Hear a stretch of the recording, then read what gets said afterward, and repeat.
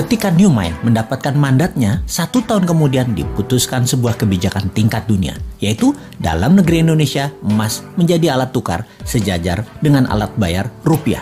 Emas bisa ditransaksikan sebagai alat tukar selain alat bayar rupiah. Itu semua resmi disahkan. E-Gold adalah transaksi berbasis fisik emas dan digital dengan menyediakan 10.000 ATM Gold dalam 3 tahun di seluruh Indonesia. Dengan adanya ATM Gold, semua orang kalau memerlukan fisik emasnya bisa dalam 24 jam melakukannya. Kemudian, transaksi antar negara dengan Indonesia akan menggunakan emas sebagai alat tukarnya 3 tahun kemudian setelah kebijakan nasional itu dijalankan. Diharapkan dalam 3 tahun setelah hal ini, semua di regional ASEAN, e-Gold menjadi alat tukar resmi antar negara ASEAN dan negara Selatan Pasifik. Dalam 5 tahun, seluruh tambang emas Indonesia menjadi underlying emas fisik e-Gold. Semua ini sesuai dengan pasal 33 Undang-Undang 45 bahwa kekayaan alam milik rakyat 100% dan menjadi base transaksi 24 negara, negara ASEAN dan negara Selatan Pasifik, dari ujung Burma sampai Guam. Kemudian masuk ke seluruh negara di dunia yang berpenduduk mayoritas Islam dan negara yang kuat pendanaan syariah seperti Inggris dan Uni Eropa dalam 5 tahun setelahnya. Maka dalam 15 tahun setelah kebijakan diterbitkan, ditargetkan 50% transaksi dunia menggunakan e-Gold. Emas adalah pengadil yang adil. Indonesia akan menjadi negara pertama bebas inflasi. Kemudian diikuti negara-negara regional dan dalam 15 tahun 50% dunia bergabung dalam dunia tanpa inflasi.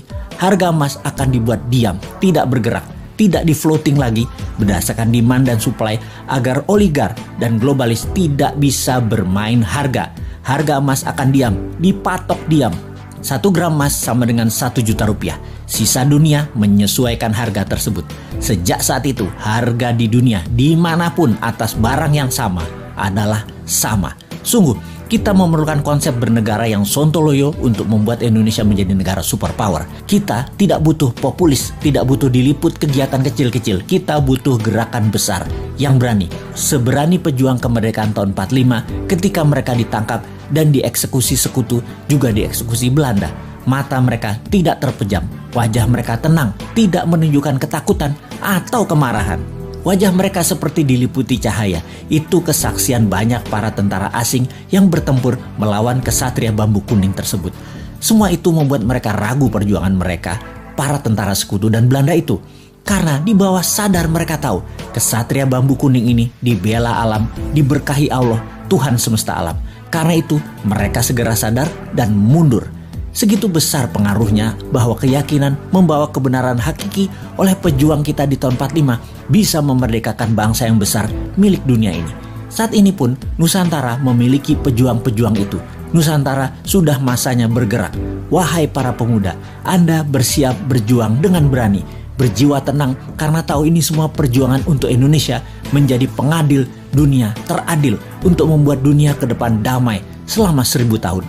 Wahai pemuda New Mind, inilah masa kalian menjadi pembeda, menjadi pejuang kesejahteraan dunia untuk jadi penengah kisruhnya dunia.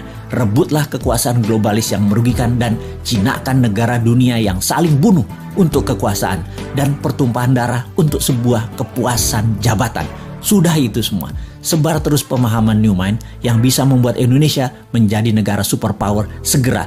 Diawali dengan menjadikan emas sebagai alat tukar dunia. Untuk menjadikan emas alat tukar nasional, segera akan kita menangkan dengan mendapatkan mandat sesegera mungkin.